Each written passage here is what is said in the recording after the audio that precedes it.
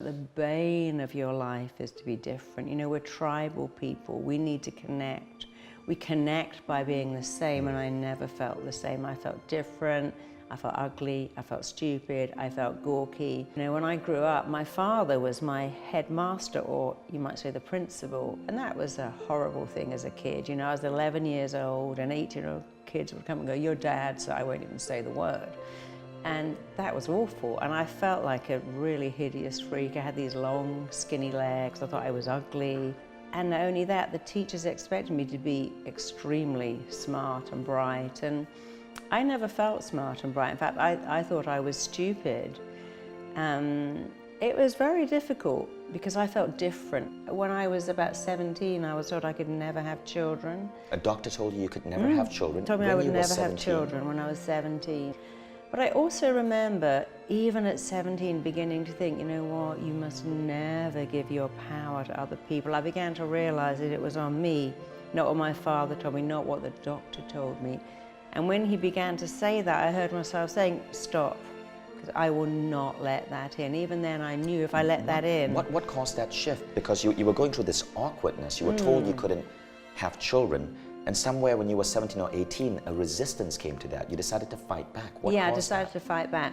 So what happened to me was quite interesting in that when I was 17, I had a gorgeous boyfriend who completely loved me, and I had a grandmother who loved me, and I realized that they believed in me. But then I realized something else. Oh, they believe in me, and that's changing everything. But how about if I believed in me? And I think that was my turning point, that if people believe in you, it's great, because up until then I really hadn't had that. But then I also understood that it's down to me believing in me. If I believe in me, I can change my life. So when that doctor said to me, you won't have children, I knew that I had to not let that in. And in fact, actually, I went on to get pregnant very easily.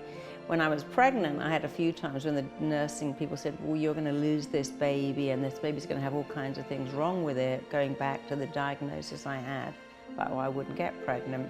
And in fact, my daughter was perfect. She was born perfect. And then I realized something important. I realized, because by then I had the nice boyfriend and I had the grandmother, I realized that the words you hear shape you, but the most important word you will ever hear in your entire life are the words you say to yourself. It's the words you say to you. And I began, you know, I got kicked out of college. I forgot that. I was asked to leave. And my father was very upset, and I did leave. And it was one of the best things that ever happened to me, was being rejected. Sounds funny now, but it was the best thing, because it made me realize that I could shape my life, I could steer my life, I could do anything, be anything, go anywhere, but it was always down to how I spoke to myself, the words I said to myself. And you know, we give everyone else the power. Can you praise me? Can you make me feel good? But I realized it was down to me.